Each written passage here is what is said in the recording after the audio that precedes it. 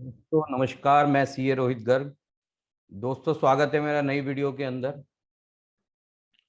जैसा आप सभी को पता है कि 4 मई को सुप्रीम कोर्ट का डिसीजन आया है। सेक्शन 148 के नोटिस जो इशू किए गए थे 1 अप्रैल 2021 से लेकर 31 जून 2021 को। वैसे तो दोस्तों ये सारे नोटिस जो इशू किए गए थे वो एक हाई कोर्ट को छोड़कर सभी हाई कोर्ट ने इन नोटिसों को इनवैलिड बताया और ये जो 148 की प्रोसीडिंग थी इनको क्वैश कर दिया। ये जो इसके बाद फिर डिपार्टमेंट जो है इस डिसीजन के खिलाफ, यानी कि हाई कोर्ट के जो डिसीजन था, स्पेशली इलाहाबाद हाई कोर्ट का डिसीजन था, उसके खिलाफ उसने एसएलपी फाइल की सुप्रीम कोर्ट के अंदर और सुप्रीम कोर्ट ने अपना डिसीजन दिया।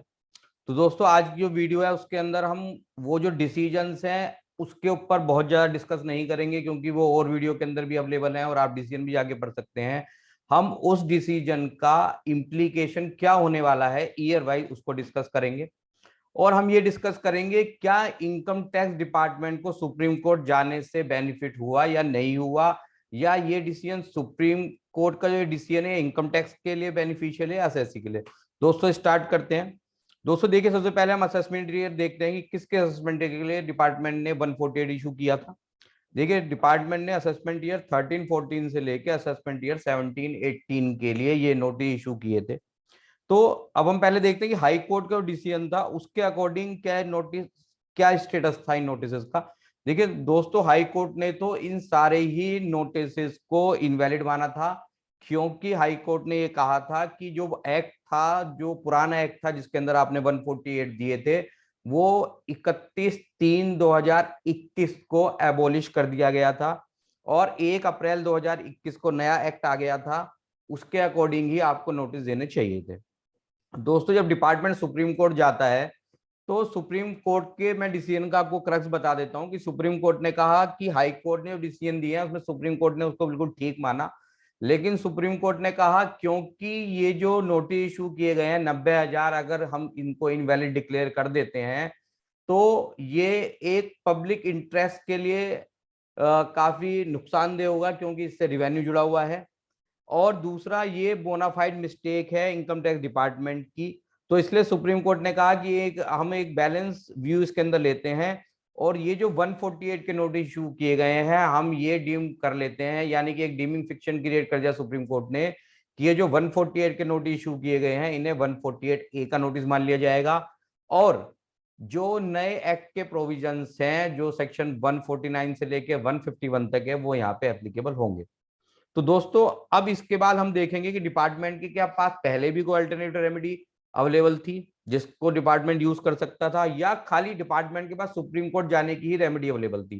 तो दोस्तों हम स्टार्ट करते हैं कि असेसमेंट ईयर, किस असेसमेंट ईयर क्या इफेक्ट था। तो जो असेसमेंट ईयर 13-14 और असेसमेंट ईयर 14-15 है उसके लिए तो हाई कोर्ट ने भी के अनुसार भी वो नोटिस इनवैलिड थे, सुप्रीम कोर्ट का डिसीजन है उसके अकॉर्डिंग भी वो नोटिस इनवैलिड है और डिपार्टमेंट के पास पहले भी कोई अल्टरनेटिव रेमेडी अवेलेबल नहीं थी और अभी भी नहीं थी। तो ये जो प्रोसीडिंग्स हैं 13-14 असेसमेंट ईयर 14-15 के लिए ये आपकी बिल्कुल नल एंड वॉइड हो गई है। आपका अगर इस साल से कोई केस खुला हुआ था, कोई नोटिस आया हुआ था, आपने चाहे अपना हाई कोर्ट में अपील फाइल की थी नहीं की थी, अब आप इसके लिए चैन की बंसी बजा सकते हैं। दोस्तों अब असेसमेंट हम डिस्कस करेंगे, असेसमेंट ईयर 15-16, 16-17, 17-18। हम इन तीनों के लिए एक साथ ही डिस्कस करेंगे, तीनों के अंदर इंप्लीकेशन सेम है। दोस्तों हाई कोर्ट ने तो इनको इनवैलिड मान लिया था जैसे मैंने आपको बताया, सुप्रीम कोर्ट ने कहा ठीक है जी हम इसको 148 ए का नोटिस मान लेते हैं और नए एक्ट के जो प्रोविजन है वो सारे यहाँ पे एप्लीकेबल कर देते हैं। दोस्तों लेकिन मजे की बात यह है कि ये रेमेडी तो डिपार्टमेंट के पास पहले भी अवेलेबल थी। दोस्तों मैं यहाँ पे सोचता हूँ कि डिपार्टमेंट किन से कंसल्टेंसी लेता है और किस लेवल पे डिपार्टमेंट काम करता है। जब डिपार्टमेंट के पास ये रेमेडी पहले से अवेलेबल थी तो डिपार्टमेंट को सुप्रीम कोर्ट जाने से, अपना टाइम खराब करने से, कोर्ट का टाइम खराब करने से, असेसीज को पैनिक में रखने से इतने लंबे समय तक क्या फायदा हुआ। दोस्तों देखिए, जो असेसमेंट ईयर 15, 16, 17, 18 थे उसके लिए तो लिमिटेशन पीरियड अभी बाकी था। तो अगर डिपार्टमेंट को से 148 के नोटिस इनवैलिड इशू हो गए और सुप्रीम कोर्ट के डिसीजन 30 सितंबर 2021 से आने स्टार्ट हो गए, तो डिपार्टमेंट के पास तो 31/3/22 15-16 के लिए टाइम अवेलेबल था, डिपार्टमेंट उन 148 को विड्रॉ करके 148 का नोटिस इशू कर सकता था, आपका केस दोबारा खोल सकता था। तो दोस्तों सुप्रीम कोर्ट जाने से डिपार्टमेंट को कोई फायदा नहीं हुआ, ये रेमेडी डिपार्टमेंट के पास पहले भी अवेलेबल थी। लेकिन अब सुप्रीम कोर्ट का डिसीजन हमारे फेवर में है, क्योंकि 148 ए जब आपने यहाँ पे सुप्रीम कोर्ट ने कह दिया कि नया लॉ इसके ऊपर एप्लीकेबल हुआ, तो नए लॉ के अंदर ये जो केसेस हैं आपके, ये 3 ईयर से मोर जो वहां प्रोविजन है 149 बी का, उसके ऊपर वो प्रोविजन यहाँ पे लगेगा। और उसके अंदर बहुत स्ट्रिंजेंट कंडीशन है कि डिपार्टमेंट को केस खोलने के लिए बहुत स्ट्रिंजेंट कंडीशन लगाई गई है। तो दोस्तों अब हमने यहाँ पे डिस्कस कर लिया कि यहाँ पे इम्प्लीकेशन क्या रही।